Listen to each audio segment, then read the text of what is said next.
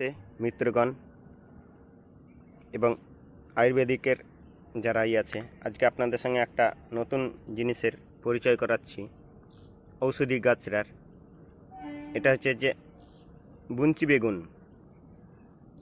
বেগুন দেখুন লাল টমেটোর মতন হয়ে আছে। এটার খুব পুষ্টি এই দেখুন, এটাকে বের করলাম। এটা বের করার পরে এই যে আমি খাচ্ছি, খুব মিষ্টি।